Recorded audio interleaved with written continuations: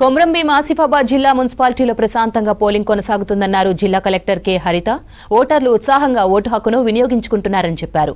దివ్యాంగులు, వృద్ధుల కోసం వీల్చైర్లు ఏర్పాటు చేసినట్లు తెలిపారు. ఓటర్లకు ఎలాంటి ఇబ్బందులు కలగకుండా అన్ని పోలింగ్ కేంద్రాల్లో మౌలిక వసతులు కల్పించామన్నారు కలెక్టర్ హరిత.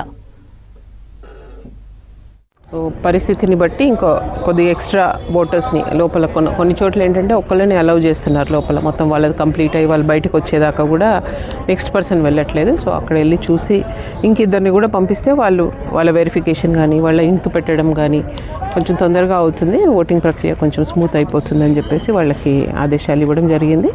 సో ఇక్కడున్న ఓటర్లు ఇంత పెద్ద సంఖ్యలో వచ్చారు అంటే అది చాలా మంచి పరిణామం.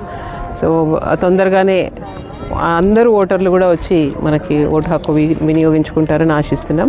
అట్లానే వికలాంగుల కోసము లేదా వృద్ధుల కోసం కూడా మీరు చూసారు బయట వీల్ చైర్ ప్రొవిజన్ కూడా పెట్టున్నాము. అట్లాంటి వాళ్ళకు కూడా ఏ ఇబ్బంది లేకుండా కూడా ఓటింగ్ ప్రస్తుతానికి అంతా సాఫీగానే జరుగుతూ ఉంది. సమస్య అంటే మేము ఆల్రెడీ అన్ని ప్రికాషనరీ మెజర్స్ తీసుకున్నాము. బౌద్ధ మున్సిపాలిటీస్, కాగజ్ నగర్ కానివ్వండి, ఇక్కడ కానివ్వండి. ఓన్లీ థింగ్ ఇది ఫస్ట్ టైం ఆసిఫాబాద్ మున్సిపాలిటీకి మొదటిసారి పోలింగ్ కాబట్టి కొంచెం ఓటర్స్కి ఎక్కడ వెళ్ళాలి ఏంటి ఆ కన్ఫ్యూజన్ ఉండే ఛాన్స్ ఉంటుంది.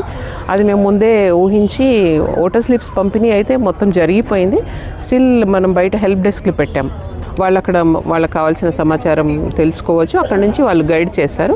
సో ఇబ్బంది ఏం లేదు. ఈవెన్ లోపల కూడా మన దగ్గర ఉన్నారు, వర్కర్స్ అందరూ ఉన్నారు, వాళ్ళందరూ కూడా గైడ్ చేస్తారు. అది మేము ముందే ఊహించాము కాబట్టి అందుకనే ఓటర్ స్లిప్ ఫస్ట్ అంతా కంప్లీట్ చేసాము. ఎక్కడెక్కడైతే ఒక్క లొకేషన్లో మోర్ దెన్ 1 పోలింగ్ స్టేషన్స్ ఉన్నాయో అక్కడ ఇంకొద్ది కూడా దేంట్లోకి వెళ్ళాలి ఏంటి అనేది వాళ్ళకి కన్ఫ్యూజన్ ఉంటుంది కాబట్టి అది లేకుండా వాళ్ళని గైడ్ చేసే ప్రాసెస్ అంతా జరుగుతూ ఉంది. ప్రస్తుతానికైతే ఏమి ఇబ్బంది.